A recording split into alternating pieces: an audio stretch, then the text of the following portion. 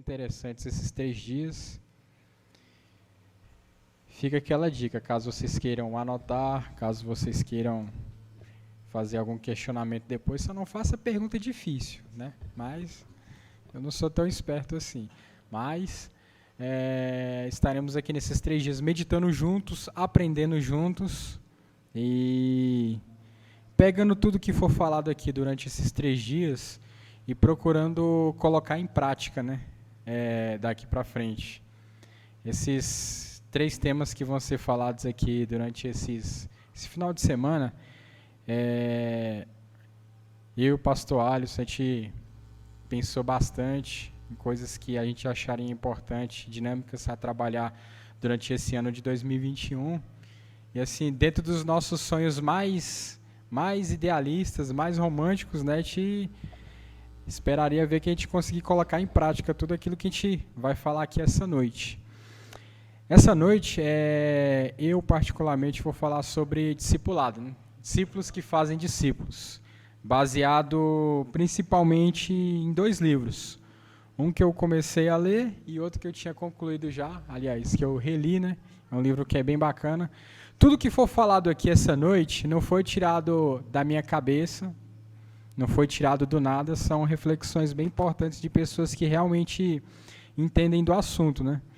Caso vocês queiram procurar depois essas referências aí, tem o pastor Charles, né, pastor Charles? Qualquer coisa está aceitando pedidos, né? Tem os 2 livros que é referência daquilo que eu vou falar aqui hoje, que é o Multiplique, do Francis Chan, e A Treliça e a Videira. Agora só me faltou o nome do autor. Que o nome deles é bem dificilzinho demais. O título do livro é inconfundível. A Treliça e a Videira e Multiplique, discípulos que fazem discípulos, que é até o título que eu preferi deixar para essa palestrinha de hoje.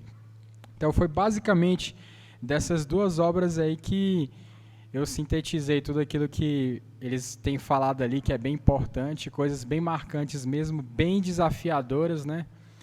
Não tem como não ler esses 2 livros e não sentir a corda apertando no seu pescoço, no sentido de que, às vezes, a gente tem uma visão assim bem, vou colocar assim, estranha ou exótica do que seria o discipulado bíblico, né? A gente tem uma visão um pouquinho estreita, né? E esses livros ajudam a gente a ampliar esse horizonte, porque, às vezes, em muitas ocasiões, a gente reduz discipulado, ensino, simplesmente a programaçõezinhas semanais, né? A gente vai ali, se encontra rapidamente, é só aquilo. E discipulado é bem mais que isso, né? É muito mais que isso. Antes da gente começar a nossa reflexão, queria convidar você a abrir sua Bíblia no Evangelho de Lucas, capítulo 14, a partir do verso 25. Evangelho de Lucas, capítulo 14, a partir do verso 25. Uma perícope aqui que fala muito bem, encaixa muito bem exatamente em cima daquilo que vai ser dito aqui essa noite. Afinal de contas, a gente vai falar sobre discipulado, né? Que não é apenas um programinha para novos membros, né? Não é apenas uma classe de escola dominical, nem uma revistinha de EBD, né? Às vezes, quando a gente pensa em discipulado, a gente já pensa nessas 3 coisas. Uma programação semanal, EBD ou então uma revistinha. E discipulado, na verdade, é uma caminhada de uma vida toda, né? A gente nunca para de discipular e de ser discipulado, né? A gente sempre está aprendendo uns com os outros, é isso que a Bíblia fala. Vamos lá, Evangelho de Lucas, capítulo 14, verso 25, diz o seguinte: Uma grande multidão seguia Jesus, que se voltou para ela e disse: Se alguém que me segue amar pai e mãe, esposa e filhos, irmãos e irmãs e até mesmo a própria vida mais do que a mim, não pode ser meu discípulo. Se não tomar sua cruz e me seguir, não pode ser meu discípulo. Quem começa a construir uma torre sem antes calcular o custo e ver se possui dinheiro suficiente para terminá-la? Pois, se completar apenas os alicerces e ficar sem dinheiro, todos rirão dele, dizendo: Este aí começou a construir, mas não conseguiu terminar. Ou que rei iria à guerra sem antes avaliar se seu exército de 10.000 poderia derrotar os de 20.000 que vem contra ele? E se concluir que não, o rei enviará uma delegação para negociar. um acordo de paz enquanto o inimigo está longe. Da mesma forma, ninguém pode se tornar meu discípulo sem abrir mão de tudo que possui. O sal é bom para temperar, mas se perder o sabor, como torná-lo salgado outra vez? O sal sem sabor não serve nem para o solo, nem para adubo, é jogado fora. Quem é capaz de ouvir, ouça com atenção. Então é um discursozinho breve, mas bem incisivo e bem direto, né? Fala sobre discipulado, sobre seguir a Jesus e principalmente sobre calcular o preço disso, porque sim, discipulado vai custar alguma coisa da gente, discipulado vai cobrar alguma coisa da gente. Discipulado é algo que vai puxar a gente para uma realidade para a qual a gente muitas vezes não teria nem pensado, né? Por isso que Jesus diz, né? Nós devemos calcular o custo de segui-lo, no sentido de que é uma decisão a ser feita bem pensada. Não pode ser feita de qualquer jeito, não pode ser feita à base da emoção. Seguir a Jesus é a tarefa de uma vida toda, né? Todos nós estamos percorrendo esse caminho. Então, lá vamos nós, partindo para a nossa meditação de hoje, propriamente dita. Deixa só meu aparelhinho aqui me ajudar, que parece que ele está com preguiça também. Então, é basicamente isso, a gente vai falar sobre discipulado. Aí você pode até pensar, nossa, que tema batido, tema simples, será que ainda tem alguma novidade em cima disso para mim ouvir? E a notícia tem, né? Por isso que nós estamos aqui hoje, no Reciclai. O Reciclai trata exatamente disso, né? De relembrarmos algumas coisas que rotineiramente a gente costuma esquecer. A gente trazer esses conceitos que muitas vezes estão adormecidos, que a gente precisa trabalhar de novo, e o discipulado é um deles. É um dos conceitos e uma das ideias que a gente mais vai jogando para escanteio, porque isso foi um tapa na cara que eu até tomei do livro que eu estou lendo lá, A Treliça e a Videira, onde ele fala que muitas vezes a gente valoriza muito a programação, a estrutura, a instituição em si, e pouco valoriza os relacionamentos e os discipulados. É por isso que a igreja muitas vezes não cresce da forma como deveria, né? Porque muitas vezes a gente deixa para trás essa questão do discipulado. E é isso que a gente vai ver aqui essa noite, né? Somos discípulos que tem que fazer discípulos, né? A gente tem que multiplicar. Pode passar aí, por favor.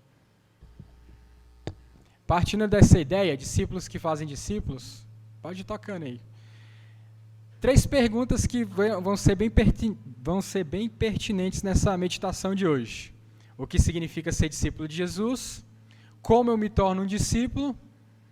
E, afinal, o que é fazer discípulos, né? Como eu disse para vocês, tecnicamente isso não é nenhuma novidade, né? Hoje à tarde eu estava meditando sobre essas ideias e eu estava pensando, né? Muitas coisas nas Escrituras, muitas das coisas que não são passadas, não necessariamente não são novidade.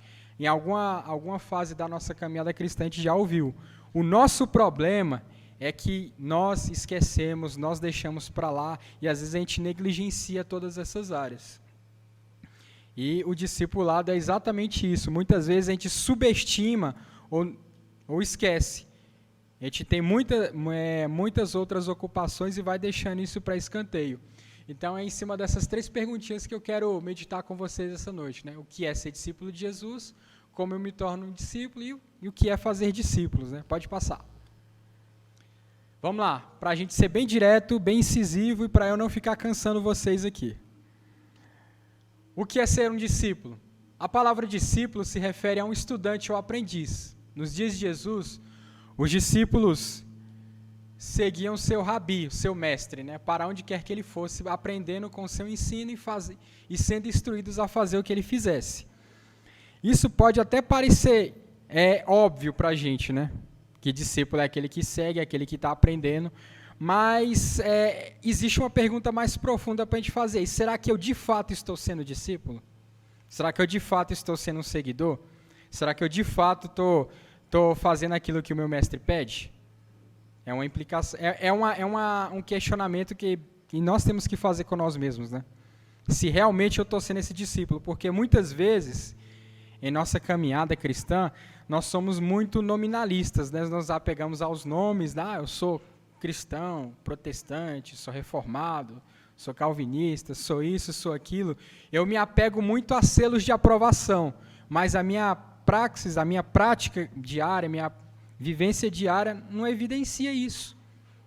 E ser discípulo de Jesus, você tomar para si essa alcunha, esse título, envolve isso.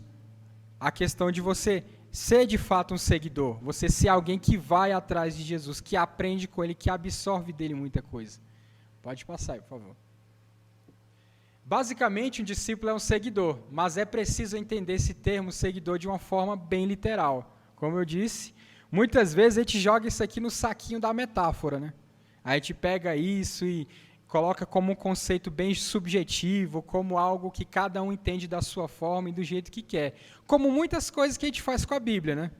Muitos conceitos que a Bíblia nos apresenta como conceitos objetivos, diretos, práticos, e às vezes a gente pega como se fosse apenas uma bela ilustração, uma bela metáfora e tenta torcer e entender aquilo da maneira que a gente quer. Um fato é, ser seguidor de Jesus tem que ser entendido de forma literal, de forma até radical, vamos colocar assim. Sou seguidor de Cristo, tenho que segui-lo, tenho que obedecer, tenho que fazer aquilo que Ele espera que eu faça. Pode passar para a próxima aí. Um discípulo é um seguidor, alguém que confia e acredita em um mestre e segue as palavras e o exemplo desse mestre. Portanto, ser um discípulo é estar em um relacionamento. Uma coisa assim que a gente tem que ter bem em mente isso aí. É ter um relacionamento íntimo, instrutivo e imitador com o mestre.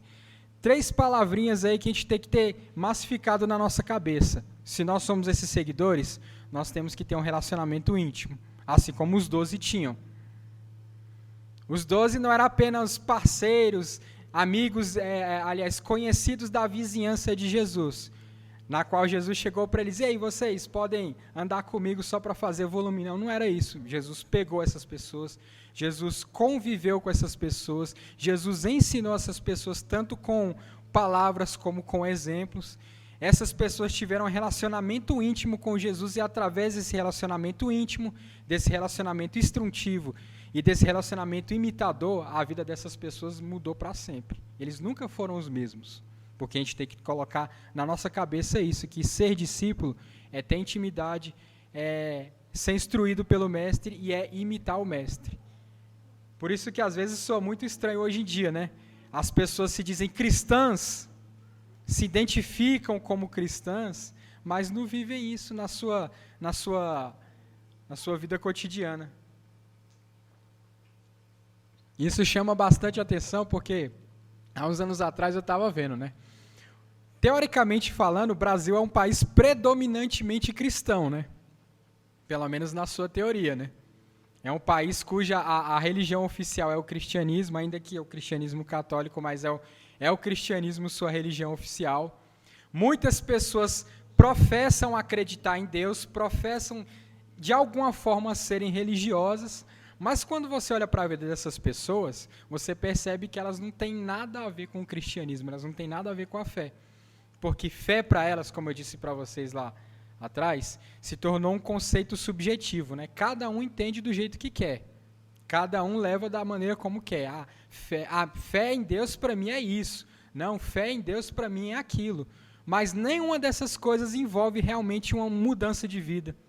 Envolve um viver diferente, um pensar diferente, um falar diferente.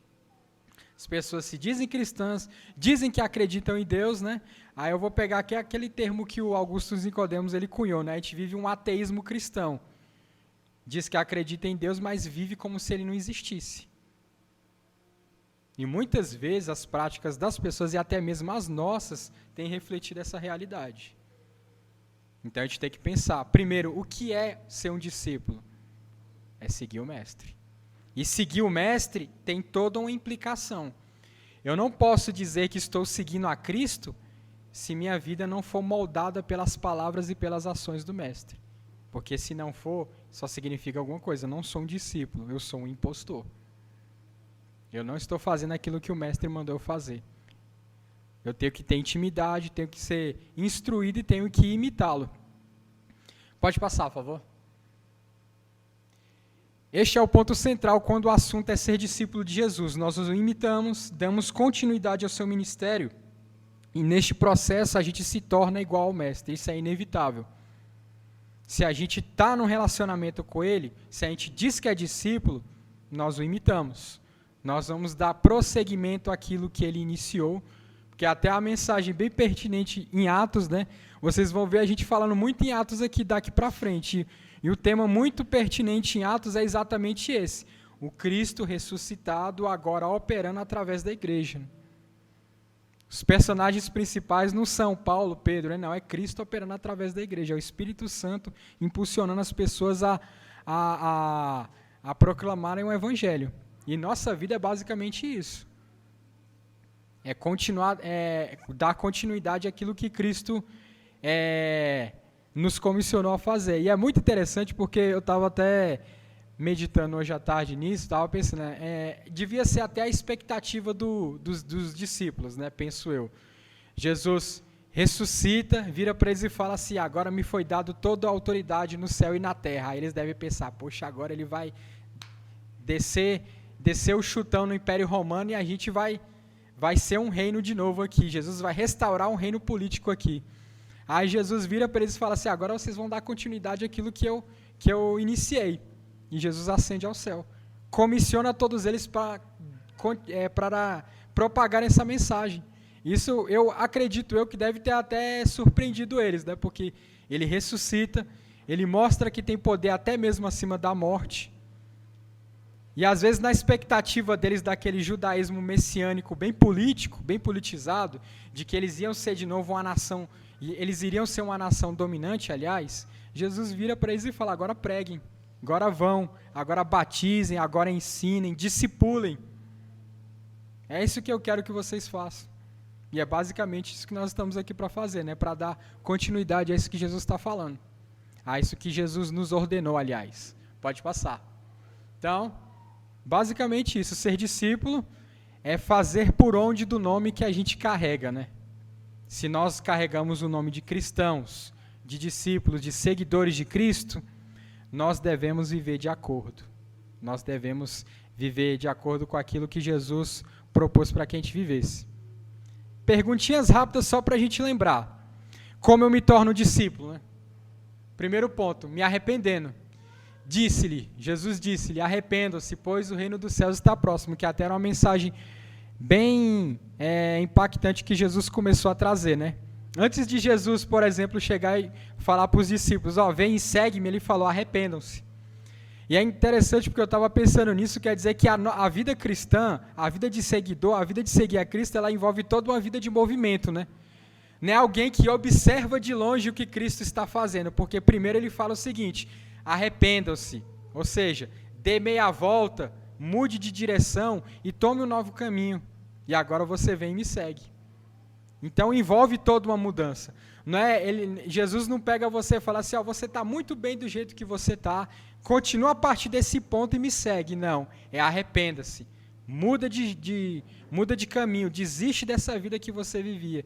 E isso bate muito bem com o texto que a gente leu lá no início, porque ele fala que se a gente quer seguir a ele, a gente tem que fazer o quê? Abrir mão de tudo aquilo que nos é precioso.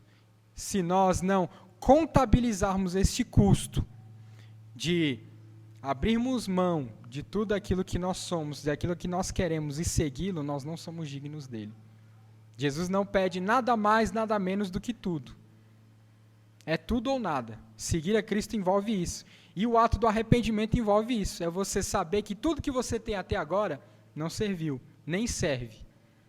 Você vai abandonar tudo isso que você é, tudo aquilo que você acha, que você pensa que é, tudo aquilo que você agregou até aqui, e a partir daqui é uma nova vida.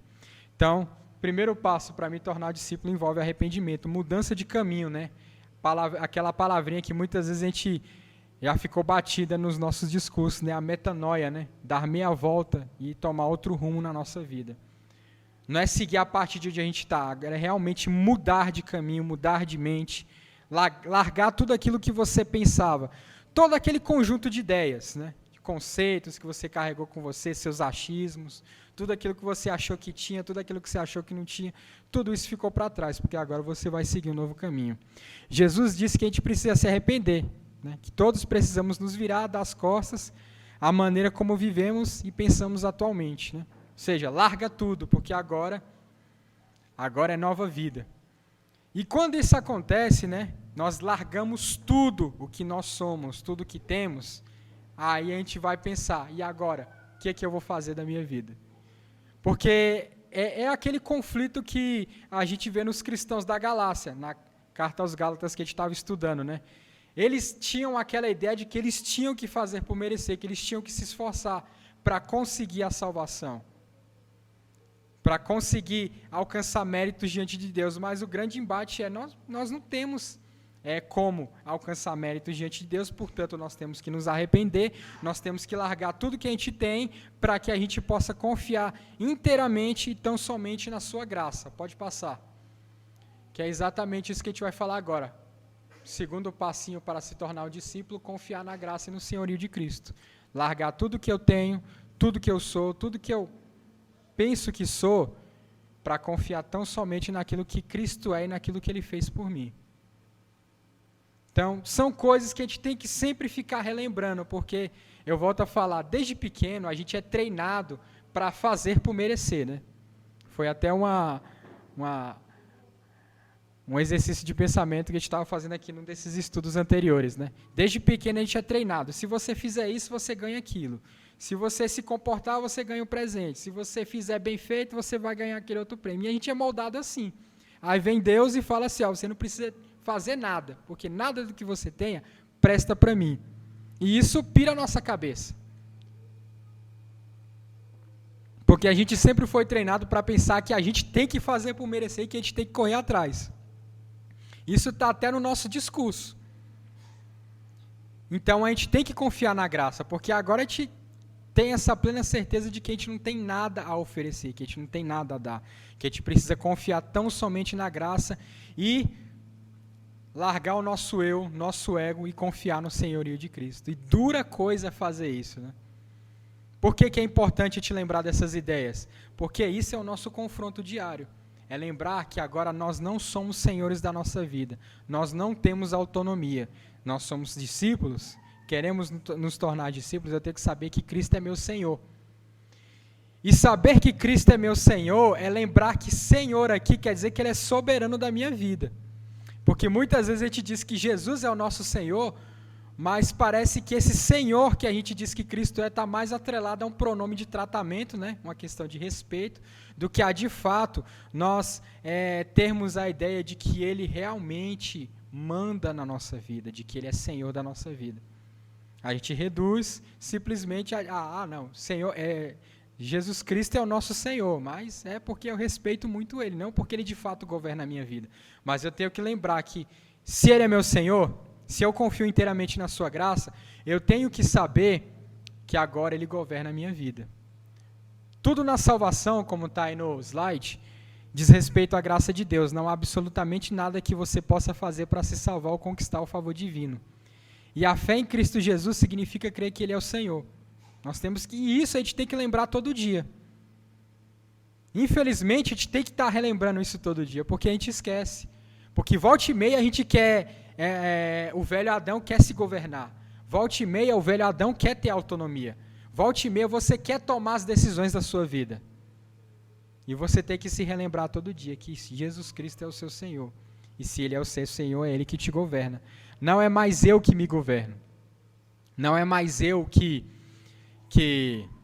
mando em mim, mas é Cristo que agora é meu Senhor, Cristo agora é meu Mestre. Eu confio inteiramente na sua graça. Sei que o favor divino está sobre mim, não porque eu conquistei, mas porque Ele me deu.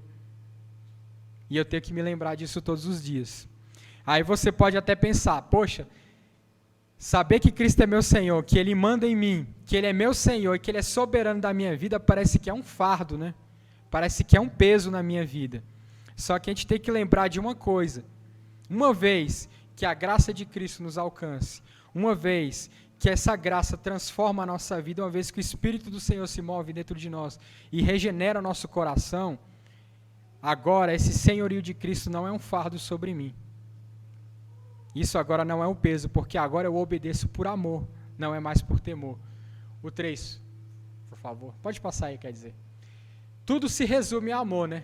Não fique com a impressão, porém, de que seguir a Jesus consiste apenas em sacrifícios desprovidos de alegria, né? Porque quando a gente fala que Cristo é o nosso Senhor, que Ele governa, que eu devo obedecer à lei de Deus, isso parece que gera um peso dentro de mim, né? Parece que, nossa, seguir a Jesus é uma coisa muito penosa, é muito aquela ideia da religião da Idade Média, né? Do catolicismo lá da Idade Média, que é muito sacrifício, tortura e sofrimento, e viver enfiado dentro de um mosteiro, porque eu não posso viver no mundo fora, porque senão eu vou me contaminar, e parece que é um peso, é um fardo, mas não é isso. Que uma vez que eu fui transformado, eu vivo isso, eu faço tudo isso por amor.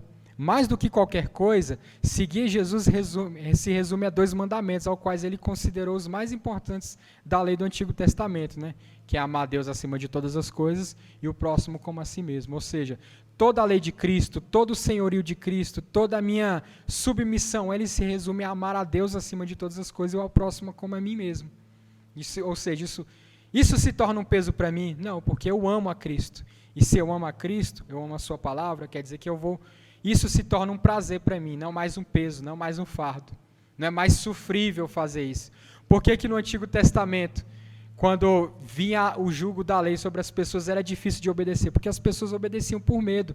A lei estava lá para mostrar o pecado. A lei estava lá para mostrar a nossa fraqueza, para botar o dedo na ferida e mostrar, é aqui que você falha. Só que aí vem a graça de Cristo e nos capacita a obedecer por amor. Agora não é mais um peso. Porque a gente entende que obedecer a Deus advém do amor que o nosso coração agora tem por Ele. E se a gente não ama a Deus, né, como é dito nas Escrituras, se a gente não ama, a gente está morto. Né?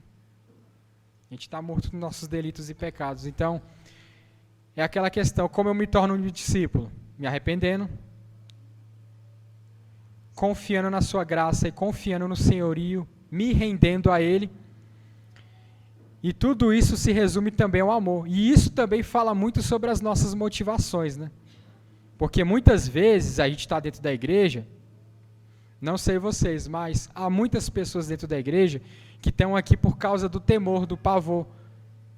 Porque acha que se não estiver aqui vai ser amaldiçoado. Porque acha que se não estiver aqui, Deus vai jogar ele direto no inferno. Então as pessoas estão aqui por medo, por pavor.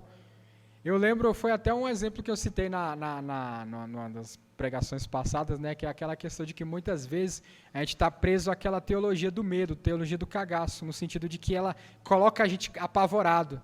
A gente sempre está com medo de ir para o inferno. Era praticamente a vida de Martinho Lutero. Né? Martinho Lutero vivia com medo de ir para o inferno. E ele vivia aquela teologia do medo. E aquilo estava dentro da cabeça dele. E ele obedecia por medo, ele fazia por medo, ele não fazia por amor, porque ele ainda não tinha sido de fato alcançado por essa graça. Ele não tinha de fato se tornado um discípulo, ele ainda era um escravo da lei, do pecado. Ele ainda não tinha se tornado um seguidor, porque ele não tinha entendido que a partir do momento que a gente deposita a nossa confiança na graça e que a gente ganha esse amor de Deus, nada disso se torna um peso para nós. Pode passar. E outra coisa, contabilize o custo, né? Temos que refletir a respeito do que significa ser um seguidor de Jesus. Pensar no que a Bíblia ensina nas implicações desses ensinamentos para o nosso estilo de vida atual. A gente não pode sair daqui hoje e continuar a viver de forma como se nada tivesse acontecido. Não se engane, seguir a Cristo vai gerar um impacto nas nossas vidas, assim como gerou na vida daqueles homens. Muitos deles abandonaram seu estilo de vida, a forma como pensavam, a forma como agiam, e isso transformou radicalmente o viver deles. E isso gerou um custo também. E isso vai gerar um custo para a gente. Isso remete à passagem que a gente leu. A gente tem que contabilizar esse custo, saber que vai haver sacrifício? Vai. Tem hora que muitas vezes você vai querer... você fala assim, estou cansado, eu queria estar dormindo na hora dessa, eu queria estar me divertindo, eu queria aproveitar a minha vida. Mas isso não vai ser um peso para você necessariamente, porque você vai estar feliz fazendo isso. Mas uma coisa é certa, vai ter custo. Porque a minha vida não pode ser a mesma se eu decidir seguir a Cristo. O problema é que hoje em dia nós temos seguidores nominais. Pessoas que dizem que seguem a Cristo, mas não contabilizam o custo, e além de não contabilizar o custo, eles não estão dispostos a pagar esse custo. a saber que muitas vezes você vai ter que negar o seu velho eu, vai ter que negar a sua carne, vai ter que negar aquilo que você acha que é prioridade para você, aquilo que é importante. Porque uma coisa é certa, ser seguidor de Cristo é saber que Cristo está acima de todas as coisas, que eu não posso colocar nada no lugar dele, até porque qualquer coisa que eu coloco no lugar de Deus, que eu coloco no lugar de Cristo, é aquela velha palavrinha que a gente conhece, se torna ídolo, né? E a gente é muito bom em fazer isso, em colocar qualquer coisa no lugar de Cristo. E a gente muitas vezes, porque a gente sempre tem aquele pensamento enviesado de achar que muitas vezes a pessoa é idólatra porque ela é mau caráter, porque ela quer fazer. Não, o nosso coração é uma fábrica de fazer ídolos, como diria Calvino, né? E nessa caminhada de fabricar um ídolo, até uma motivação errada se torna um ídolo. Até uma motivação errada se torna. Você às vezes acha que está no caminho certo, acha que aquele motivo é o motivo certo, o motivo louvável, aliás, e aquela motivação se torna o seu ídolo, aquilo se torna a sua obsessão. O nosso muito ativismo, às vezes, toma o lugar de Deus na nossa vida. Então, coisas que a gente tem que refletir com isso, né? Pode passar. Aí vem, então, a grande comissão e a igreja. Sendo assim, o que vem à sua mente quando você reflete sobre a ordem de Jesus para fazer discípulos de todas as nações? Muitos leem essas palavras como se fossem designadas a inspirar pastores e missionários no campo de missões, né? Só que aí vem a pergunta, pode passar aí. Mas já considerou a possibilidade de que essa ordem se destinasse a você? Essa é uma pergunta que a gente tem que fazer a nós mesmos. Porque essa ordem, de fato, ela se estende a todos nós. O problema é que a gente vive numa era de profissionalização, né? O pastor, o ministro, os líderes estão lá exatamente para isso. Eu estou muito bem, se eu pelo menos ajudar eles financeiramente, já está bom demais, porque de alguma forma eu estou ajudando. Não estou dizendo que é ruim você ajudar financeiramente, apenas que isso também acaba gerando uma zona de conforto, porque a gente acha que a gente já está pagando pastores, ministros, missionários, exatamente para fazer isso, e pelo fato de a gente já estar ajudando com isso, está bom demais. Só que a gente tem que lembrar, o id é para todos nós. Aquela palavra que Jesus falou do ir, ensinando, batizando, em nome do Pai, do Filho e Espírito Santo, é para mim e para você. E eu não preciso necessariamente ir para muito longe, porque às vezes o nosso campo missionário está ao nosso redor. E isso é desafiador para a gente. É lembrar disso, que essa grande comissão não é para um grupo especializado da igreja, mas isso vai para todos nós. Volto a dizer, se eu me julgo um discípulo, um seguidor de Cristo, eu também tenho que seguir essa ordem, essa comissão que ele fez. Isso aqui não é opcional. Porque muitas vezes a gente faz um self-service da fé, né? Eu pego isso porque me interessa, eu pego aquilo porque eu acho bom, mas deixo aquilo de ladinho porque aquilo não me interessa. E a gente vai fazendo um verdadeiro buffet da fé. Só que ou a gente abraça tudo ou a gente abraça nada. Isso é um fato. E quando a gente vai falar exatamente dessas ordenanças que Jesus deixou para nós, a gente não pode esquecer principalmente dessa. De que a gente foi comissionado para fazer, de que todos nós temos que pegar esse desafio nós temos que abraçar esse desafio, né? Pode passar. E aí vem, né? Quando a gente fala de multiplique, discípulos que geram discípulos, de discipulado, é aquilo que eu disse lá no início. Muitas vezes a gente pensa com essa mentalidade de um programa, porque se a gente for pegar, grosso modo, para as pessoas, eu vou falar o que é um discipulado. A pessoa vai falar aquele cursinho de novo convertido. Se reduz só aquilo. Ou aquela revistinha de escola dominical que a gente usa para ministrar para as pessoas que são novas na fé. A gente reduz discipulado, a gente reduz a grande comissão apenas a um programinha, a um pequeno aspecto. Não estou dizendo que isso aqui é necessariamente ruim.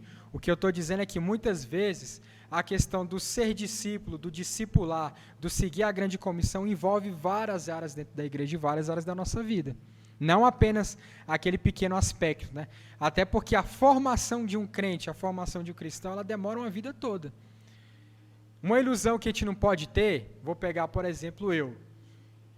Acho que esse ano, salvo engano, eu estou completando uns 26 anos de caminhada cristã, né? levando em consideração que eu me converti com 10 anos de idade.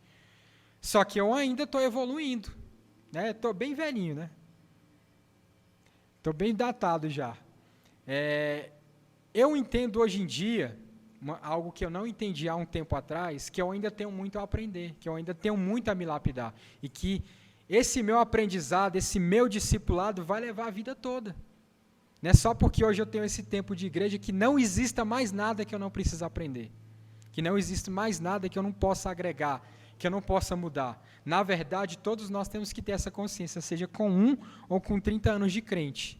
Sempre temos algo a agregar e sempre temos algo a aprender, porque discipulado não é um programinha, não é um cursinho de final de semana, é a caminhada de uma vida toda.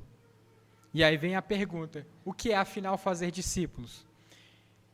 Temos que ser cuidadosos com a resposta a essa pergunta, porque para alguns de nós, na experiência de igreja, onde tudo é programa, né? É até algo que foi uma paulada que eu tomei desse livro que eu estou lendo, A Treliça e a Videira. Ele disse que a gente é muito programático, a gente se preocupa muito com programação, com encher nossa agenda de coisas, mas cuidar da videira de Cristo, que é a igreja, que somos nós, vai muito mais além disso, né? Não estou dizendo que, volto a dizer, não estou dizendo que necessariamente ser programático é ruim, não é. Não tem nada de ruim você seguir alguns programas, seguir algumas estratégias, como está colocado aí, alguns modelos, desde que eles não contradigam as escrituras. Mas a gente tem que pensar para além disso, que às vezes é cômodo a gente pensar em termos de programa. A gente está seguindo uma agenda, a gente está seguindo uma programação, um modelo, uma estratégia, e isso realmente é cômodo, gera uma zona de conforto. Só que fazer discípulos está para além disso. Pode passar. Por favor, né? Parece que eu estou mandando, né? Foi mal. É porque enfim, né? Fazer discípulos, no entanto, é muito mais que um programa. É uma missão de nossa vida, é o que nos define. Pode passar, por favor. Um discípulo é um discipulador. E falando disso, a gente tem que lembrar de uma certa palavrinha que eu fui até relembrado lendo fazendo essas leituras, né? Que ser discípulo é ser relacional. Lembra lá do início que a gente falou? Que ser seguidor de Cristo é estar em relacionamento com Ele. Então, isso quer dizer que eu ser discipulado e eu ser discipulador, como está colocado aqui, também significa que eu tenho que me relacionar com as pessoas, que eu tenho que ser mais relacional. Eu não preciso ficar preso somente aos programas, às agendas, às estratégias, aos modelos, não. Eu tenho que ser mais relacional com as pessoas. E isso fez eu fazer uma séria reflexão da minha vida cristã até aqui, pensando exatamente nisso. E de como muitas vezes a gente é discipulado e a gente não percebe porque alguém está se relacionando com a gente, está ensinando com a gente, está ali caminhando com a gente, está ministrando na nossa vida e a gente não percebe. E a gente também tem que transportar essa mentalidade para os nossos relacionamentos, aproveitar cada ocasião, cada situação, cada acontecimento para regar a plantinha, né? Jogar aquela mensagem.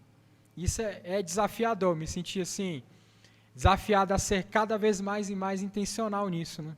Porque muitas vezes a gente reduz essa questão do ser discipulador simplesmente a programação e esquece que o verdadeiro discipulado está no caminhar juntos, que era o que Jesus fazia. Jesus andava, chamou os discípulos e falou, vem, segue-me. Para onde Jesus ia, esses camaradas iam atrás, né? Fazendo aquelas minhas conjecturas que eu sempre faço, o pessoal devia pensar, aquele bando de desocupado, por que eles não arrumam alguma coisa para fazer? Porque sempre tem um crítico, né? Mas Jesus estava andando com essas pessoas, caminhando, convivendo, e em todas as situações Jesus estava ministrando a eles. Se era numa refeição, Jesus ministrava. Se era andando no caminho, Jesus ministrava.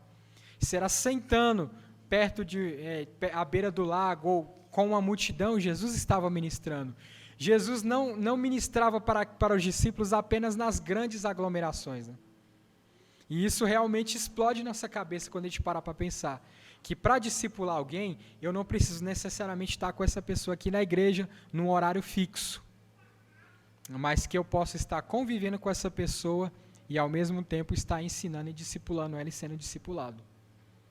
E é aí onde a gente fala, por isso que não é exatamente apenas um programa, mas é ser relacional. E é aí onde a gente tem que resgatar esse valor. De que ser esse discipulador é estar convivendo com as pessoas. Né? Aqui o nosso problema é que a gente entope nossa agenda de coisas. Você já parou para pensar como a gente se entope de ocupações? Eu pego por mim, porque às vezes e ultimamente minha agenda está bem apertada. A gente se entope de coisas e a gente usa isso como desculpa. Eu não tenho tempo de fazer. Dá para fazer. Porque toda hora a gente está convivendo com alguém. Por mais que a gente trabalhe, a gente sempre está conversando com alguém. Por mais que a gente trabalhe, que a gente estude, que a gente faça várias coisas, a gente pode usar aquelas breves ocasiões para estar fazendo esse discipulado, né? Como eu sempre digo, nem que seja em doses homeopáticas, né? Lá, de conta-gota, de pouquinho em pouquinho, mas vá lá. Vamos fazendo. E é um desafio que a gente tem que ter. Fazer discípulos é muito mais que um programa, é a missão da nossa vida, é o que nos define. Ser discípulo é um discipulador, né? Pode passar, por favor. Então, como isso funciona? A grande comissão fala de 3 ações para descrever o que envolve fazer discípulos. Ir batizar pessoas e ensiná-las a obedecer tudo que Jesus ensinou. Parece simples, parece bobo, parece óbvio, mas a gente apanha para isso. Essa é a nossa situação, a gente apanha para isso. De ir até as pessoas, né? Esse ir, a gente está junto com elas, convivendo com elas. Batizar elas, fazer com que elas se identifiquem com a fé cristã. Porque a grosso modo, o que é o batismo? É uma identificação da pessoa, do novo crente com Cristo. Ele está fazendo uma confissão pública. Você levar a pessoa a confessar publicamente e continuar ensinando. E esse ensinar aqui, é aquilo que eu estou te falando, é a tarefa de uma vida toda. Não é simplesmente, eu vou fazer aqui um curso de verão para crente, 3 meses, isso, aquilo, pronto, agora segue sua vida, não precisa de mais nada. O que você tinha para aprender, você já aprendeu, não é? Esse discipulado vai continuar a nossa vida todinha, né? Até Jesus voltar ou Ele nos chamar, né? Pode passar. E aí fica Efésios 4, do 11 ao 16. Vou até pedir para alguém ler para mim, por favor. Uma alma audaz, corajosa, audaciosa, animada. Vamos lá, crentes, não me deixem na mão.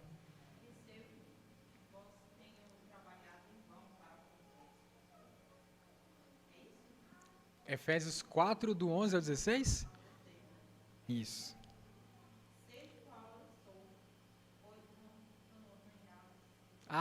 E eu estou aqui pensando, será que eu coloquei a referência errada? Mas tudo bem. Lê aqui do telão. Quase que você me fez tremer na base aqui. Não, tranquilo.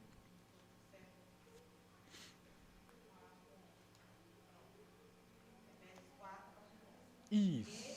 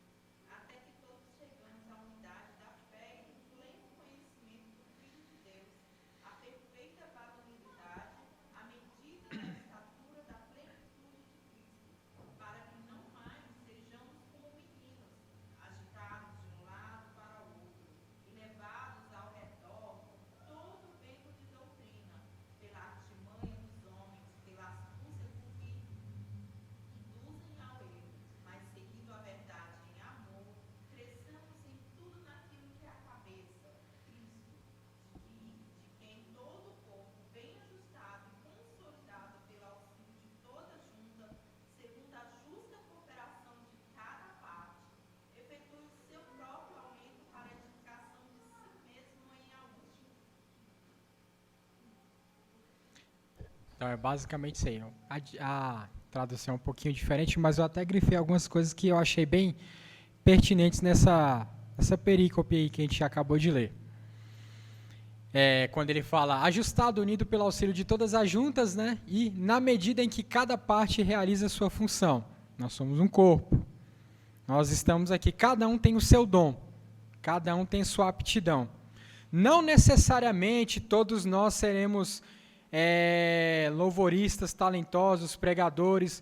Cada um de nós tem sua designação, como o Paulo colocou aí, com os dons ministeriais, com as nossas contribuições a dar, e muitas vezes a gente cria uma ilusão na nossa cabeça de que a gente precisa ser muito eloquente, muito capacitado para se tornar um discipulador. A gente pensa assim, não, eu vou deixar para fulano discipular porque ele fala bem, porque ele sabe muito, e a gente coloca-se numa zona de conforto, mas a gente tem que lembrar de que Paulo estava falando aqui, de que todas as juntas, cada parte realiza a sua função, de que cada um de nós tem algo a realizar dentro dos seus dons, dentro das suas habilidades, dentro daquilo que é o meu escopo de funções, de habilidades, eu posso desempenhar o meu papel para o corpo de Cristo e para a propagação do Evangelho. A grande comissão envolve isso.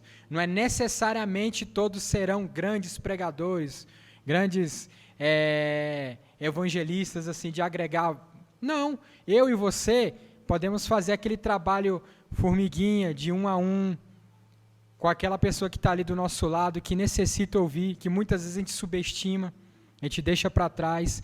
A gente tem que lembrar disso, que nenhum de nós é desprezível o suficiente para não ter uma função no corpo de Cristo. Todos nós temos uma função. Eu pego muita analogia que Paulo faz do corpo humano, né? E eu sempre volto a dizer, não existe uma parte do corpo humano que seja inútil. E assim, como ele fez essa analogia, nenhum de nós é inútil. Nenhum de nós não tem nada a desempenhar, a fazer. E todos nós estamos aqui para propagar a mensagem de Cristo. Pode passar, por favor. E aí vem o primeiro passo. Ser um discipulador significa olhar diferente para as pessoas em sua vida. Cada pessoa ao seu redor foi criada à imagem de Deus. E Jesus ordenou a cada uma delas que o seguisse. Deus colocou essas pessoas em sua vida a fim de que você fizesse todo o possível para influenciá-las. A seguir, Jesus significa que... Aliás, a seguir, Jesus... Devo ter colocado errado, mas enfim. Que você ensinará outras pessoas a segui-lo, né? Jesus ensina, no caso, que existem outras pessoas que irão nos seguir. Eu até esqueci o que eu ia colocar aí, mas enfim, né? Me perdoem pela minha falta de clareza. Mas vamos lá.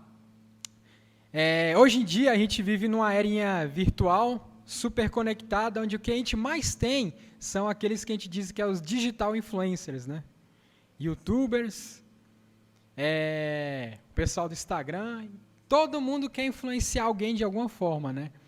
E é interessante que eu estava pensando exatamente nesse tipo de contraste hoje, e nós, cristãos, que fomos chamados para influenciar, para propagar a mensagem, para transmitir o Evangelho, a gente se esconde debaixo de uma casca e na nossa zona de conforto. Hoje o que mais tem na internet é gente expressando sua opinião, das mais interessantes às mais idiotas, né? Hoje a gente tem doutores de tudo. A pessoa não entende nada, mas a internet dá voz a esse cidadão e ela se acha no direito de achar que a opinião dela é muito importante para ser ouvida. Esses são os nossos digital influencers hoje, né? As pessoas, e às vezes os seguidores dessas pessoas cobram que elas digam alguma coisa. E Jesus nos comissionou para isso, para sermos esses discipuladores, essas pessoas que vão influenciar, essas pessoas que vão, de alguma forma, impactar a vida dos ouvintes. Mas a gente não a gente não assume esse papel. Muitas vezes a gente não assume essa comissão para nós. A gente acha que dentro da nossa zona de conforto, dentro da nossa bolha social, porque boa parte dos cristãos hoje no Brasil estão dentro de uma bolha social, dentro de um evangelho, aliás, dentro de um mundo paralelo, onde ele acha que tudo está muito bom, está maravilhoso ali dentro do seu quadradinho. Em vez de sermos uma fé que é propagada por todo o Brasil, nós nos tornamos uma religião de gueto, né? De quadradinhos. E até criamos um vocabulário próprio, né? As pessoas, você vê, às vezes, a conversa de muitos crentes, você fica pensando assim, parece um ser de outro mundo, de outro país. Porque você não consegue entender com clareza aquilo que a pessoa está falando. Porque se isolou, se fechou. Muitas vezes tem aquela crítica do povo de Israel que foi chamado para ser um farol no meio do mundo e se fechou nele mesmo, considerando assim uma raça eleita de que não precisavam propagar mais nada, mas a gente faz a mesma coisa. E nós temos que pensar isso, nós temos que ter esse olhar para as vidas que estão ao redor, esse olhar de interesse. Esse é o nosso primeiro passo, é de fazer isso, olhar para as pessoas que estão ao redor e saber que a gente tem a comissão, o dever, o mandamento de influenciar essas pessoas, de propagar essa mensagem, de pregar essa mensagem.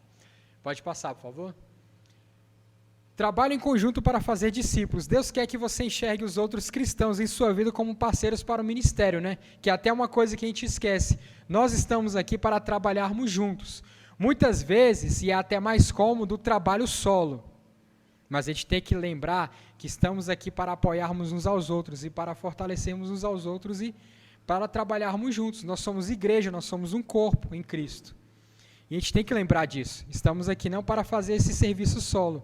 Deus não chamou você para fazer discípulos de maneira isolada.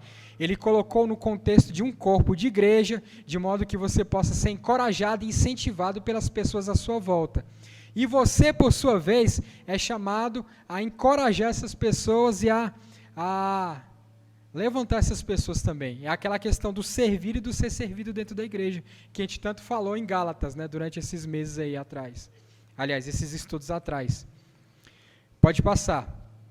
O contexto apropriado para todo discipulador é a igreja. E é impossível fazer discípulos a parte da igreja de Cristo. É impossível a gente querer trabalhar sozinho e a gente achar que a gente vai render sozinho. Veja isto sobre a seguinte perspectiva. No Novo Testamento está cheio de mandamentos para fazermos isso ou aquilo uns pelos outros. E você sempre vai encontrar essas colocações naquilo que é nos ordenado a fazer. É sempre uns pelos outros. Não podemos afirmar que seguimos a Jesus se negligenciarmos a igreja que ele criou, a igreja pela qual ele morreu e a igreja a qual ele confiou a sua missão. É aquela questão, né? Eu amo o noivo, mas odeio a noiva, né? É a coisa mais absurda do mundo, né? Pegando um exemplo bem esdrúxulo, é como se eu chegasse e falasse assim, ó, pastor Charles, eu vou lá na sua casa porque eu gosto muito de você, mas eu detesto sua mulher. Você ia me receber lá? Não, né? Não ia. Mas muitas pessoas agem assim. Dizem que amam a Cristo, dizem que são seguidoras, dizem que são discípulos, mas repudiam a noiva de Cristo. Eles não querem andar dentro do contexto de igreja. Eles querem fazer, é o carreira solo, né? É o crente carreira solo. E isso é praticamente impossível, né? Até porque a igreja é esse ambiente onde nós vamos ter essa troca de experiência, discipular e sermos discipulados e trabalharmos juntos para isso. Próximo, por favor. Já estou terminando, viu, gente? Pelas minhas contas aqui já está nos 70 e poucos %. Eu tenho uma medida exata porque ele mede aqui para mim. Então, não se preocupa não, eu já estou acabando. E como isso funciona? Levando os fardos pesados uns dos outros. A pergunta, então, passa a ser, para quem deveria estar ministrando e como? E não se sinta sufocado pela tarefa de ministrar aos outros. Trata-se apenas de servir fielmente as pessoas que Deus colocou em sua vida.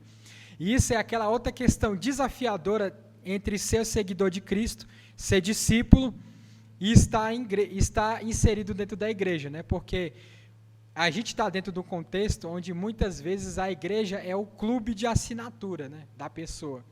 Eu quero saber o que você tem para me oferecer, quais são os benefícios e onde é que eu assino.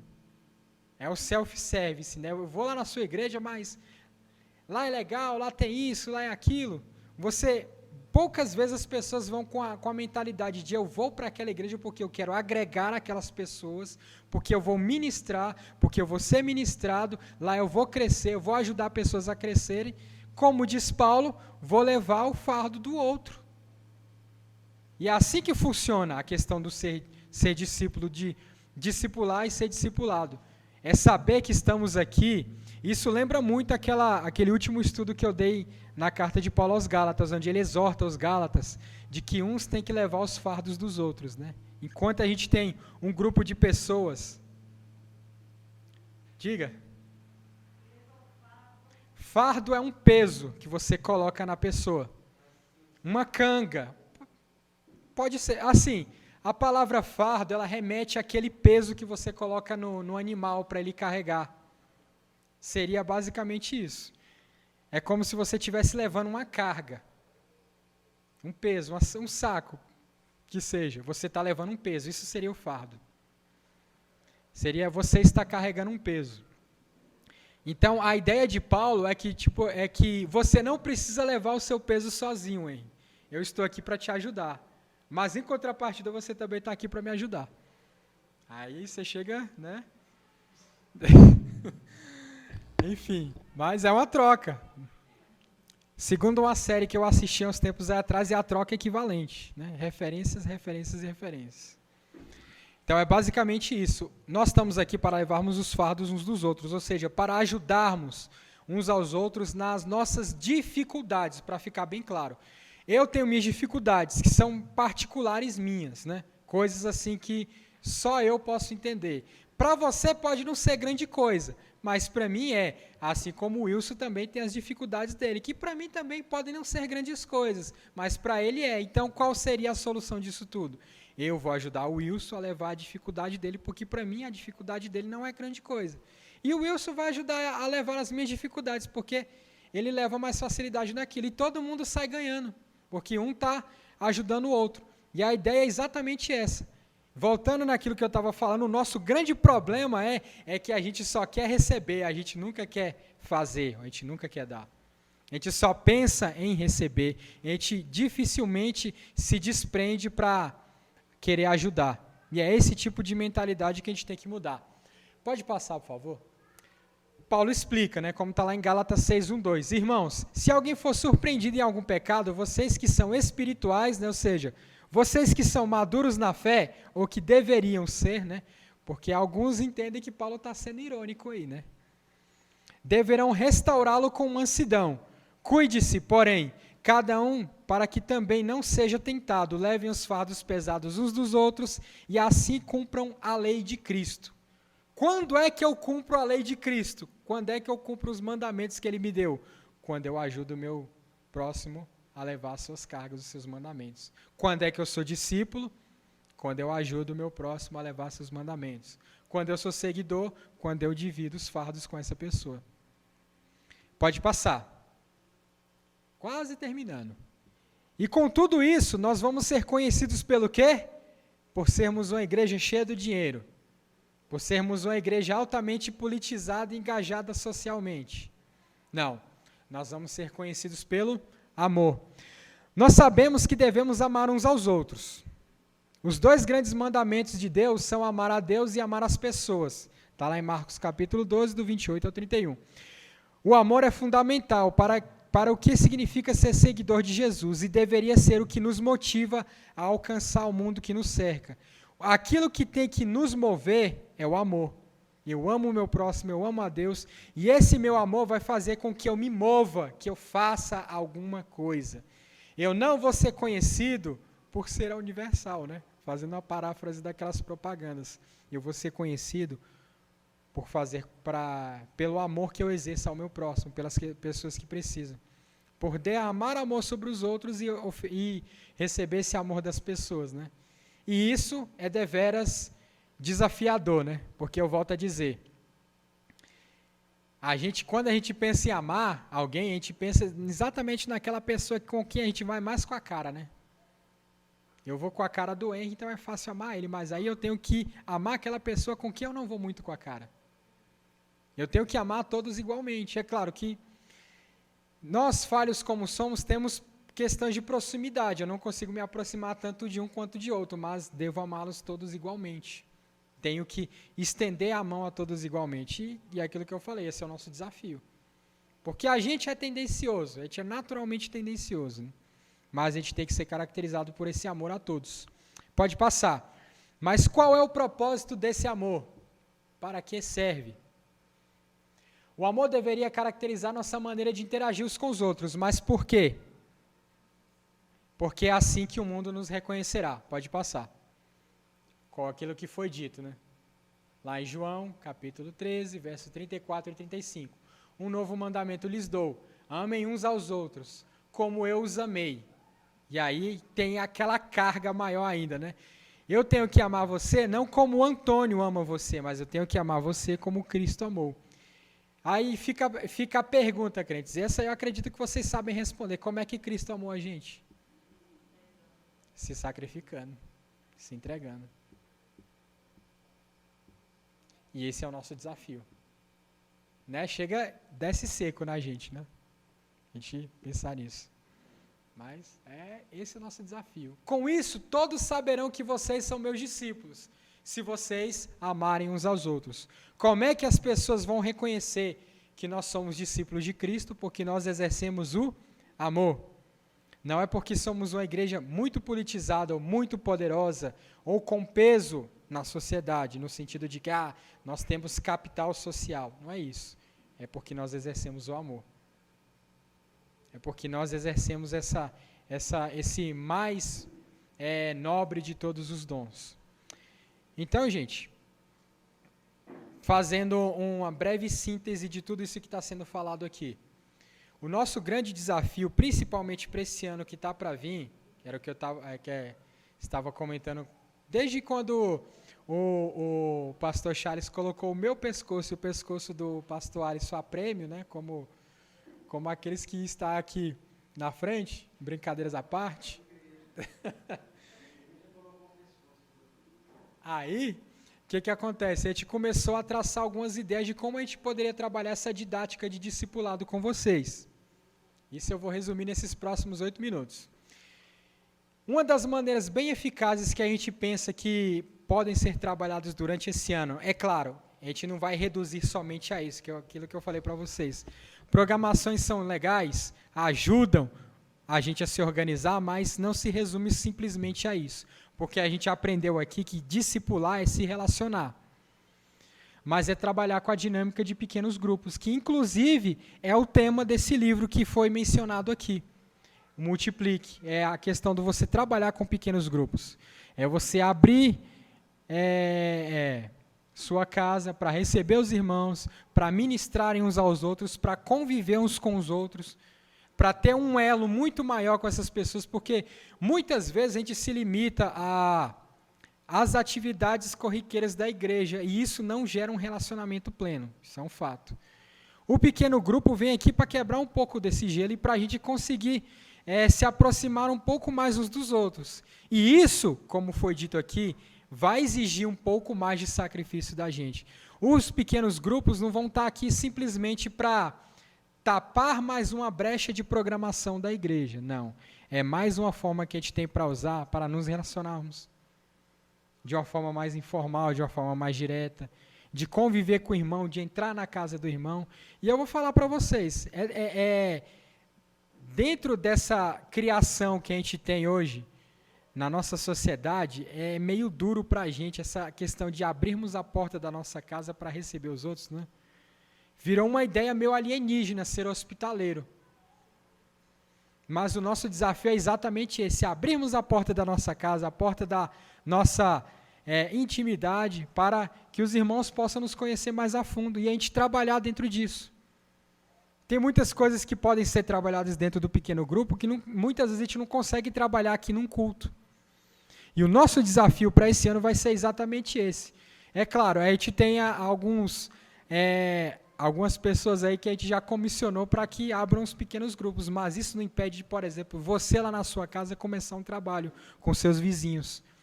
Você pode pensar que cada um de vocês tem o potencial para abrir um pequeno grupo na sua casa. Não precisa ser necessariamente o líder de departamento para fazer.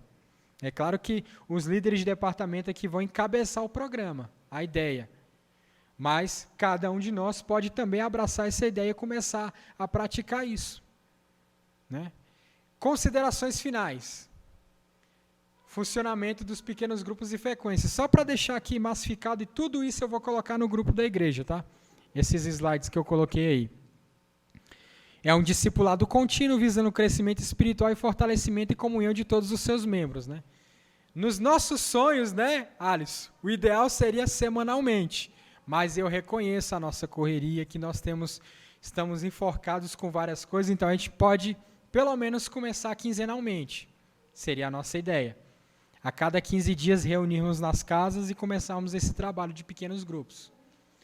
Pode passar, seria basicamente isso. Lembrando que isso é um discipulado contínuo. É daqui para frente, nossa meta de trabalho é essa, né? E como diria a Dilma, né, nossa meta é dobrar a meta. E quando a gente dobrar a meta, aquela filosofia maluca dela. Como fazer e o que fazer? Comece com um pequeno grupo de discussões, um tema específico se houver dificuldade em achar um tema, aconselho a discutir sobre o sermão de domingo ou o estudo bíblico de sexta-feira. Que aí fica a pergunta, mas o que é que eu vou falar, gente? Tem o pastor Alisson, tem o pastor Charles, tem o pastor Davi, tem o presbítero Wilson, aí que também está já por dentro de toda a sistemática, né? Tem a irmã Vera, que também já praticamente é um pequeno grupo, aquilo que vocês estão fazendo. Assim, a gente olha a dinâmica do negócio, tem dúvida? Chega neles e pergunta, chega na gente e pergunta. O que não falta é material. Tanto que a gente pode buscar para vocês, quanto aquilo que a gente pode, como a gente sempre fala aqui, vamos fomentar nas discussões dos grupos, então, os estudos, as pregações, para ela não morrer aqui, porque muitas vezes existem mensagens que são importantes, são pertinentes para nós, e ela morre aqui no domingo. Isso é trágico. A mensagem morre aqui no domingo. Muitas vezes é uma mensagem importante, mas daí a gente não tem o prazer de, pelo menos, anotar, de pelo menos pegar, de pensar naquilo ali, do que aquilo ali pode trazer para a minha vida. E é uma oportunidade de você fomentar essas discussões. Então, a ideia seria basicamente essa. Isso aqui são só alguns pontos para a gente começar esse trabalho. Pode passar, por favor. Tenha o cuidado de ser intencional na sua execução, tenha um propósito em mente, observe durante as interações com os grupos suas necessidades, queixas, dúvidas e trabalhe em cima disso. O grupo de mulheres pode trabalhar com foco em cima de coisas que são pertinentes ao dia a dia da mulher, das suas dificuldades, né? Só não vale ficar reclamando dos maridões, viu? Grupo dos homens, coisas pertinentes a mais a nossa esfera de ação também. Grupo dos jovens, a mesma coisa. As ideias e as possibilidades são quase infinitas, né? Qualquer problema, qualquer dificuldade, nos reporte imediatamente, né? Como é dito aí. Pode passar, por favor. Abordagem a ser evitada, né? Que é uma coisa que a gente teme muito, porque senão descaracteriza o trabalho. Não é só porque o grupo tem uma tônica informal mais fluida que ele vai ter que ser executado de qualquer maneira, né? Não é chegar lá, eu estava falando para a Raquel, o pequeno grupo não é chegar lá na casa, se reunir e ficar como se fosse aquela roda de conversa de boteco, né? Conversa aleatória, bagunçada, caótica, sem intencionalidade. A gente tem que ter um propósito, a gente tem que ter uma visão em mente. Que nem eu coloquei, conversas paralelas durante a ministração, essas de brincadeiras, é claro. A tônica do pequeno grupo é ser informal, é ser mais fluido, mas isso não quer dizer que vai ser feito de qualquer forma. Isso é um alerta que a gente tem que ter, porque qualquer um de nós pode ser pego por esse erro. A gente está em casa, a gente está mais à vontade, e a gente se perde no propósito. Pode acontecer até com o melhor de nós, né? Pode passar. Então é basicamente isso. Fica aí o livro, né? Multiplique, do Francis Chan. Não é um livro muito caro, vale a pena ler. É uma leitura bem desafiadora. Eu não coloquei aí, mas fica também o outro, A Treliça e a Videira. São 2 livros que sintetizam muito bem tudo aquilo que foi falado e tudo que foi pensado aqui. Eu volto a dizer, não tirei essas coisas da minha cabeça. Tudo muito bem embasado nas escrituras, nesses autores, nessas meditações. O nosso desafio para esse ano é ser isso, discípulos que geram discípulos. É focar no discipulado e no relacionamento, para que, de fato, irmãos, a gente venha não vou dizer para vocês, o trabalho de discipulado vai, daqui 6 meses a gente vai ter o dobro de pessoas aqui, a gente vai estar lotado. A gente não vou fomentar essa visão, porque o trabalho de discipulado, muitas vezes ele é um trabalho invisível, a gente não vai ver o resultado. Muitas vezes a gente não vai ver um resultado imediato. Assim, nossa, parece que eu não estou fazendo nada. No momento certo, Deus dá o crescimento. O importante é fazer, é começar. A gente não pode se iludir, porque às vezes tem muitos programas dentro da igreja que são vendidos. Faz assim, assim, assado, que você vai dobrar, triplicar, quadruplicar o número de membros. E o nosso interesse aqui é gerar pessoas maduras que geram pessoas maduras. Esse é o nosso anseio. não é pressa para crescer, duplicar em 6 meses, porque ao longo da minha experiência cristã, a gente viu vários modelos malucos aí, né? Teve aquela época que tinha o G12, M12, que era aqueles encontros malucos que o pessoal ia lá, dizia que mudava de vida, e tinha aquele sistema de células, que embora pareça um pouco com a dinâmica dos pequenos grupos, ele difere essencialmente em vários pontos, mas que vende aquela história de sempre ter aquele crescimento milagroso. O crescimento quem dá é Deus, isso é fato. Do mesmo jeito que em uma pregação se converteram 3.000 lá com Pedro, também o Espírito Santo impulsionou Filipe para pregar para uma só pessoa. Quem vai dar o crescimento é ele. Então a gente só tem que fazer a nossa parte como discípulo, como seguidor, nessa árdua tarefa de ministrarmos uns aos outros e espalharmos a mensagem. E aqui eu encerro minhas palavras. Agradeço a vocês por terem me suportado todo esse tempo.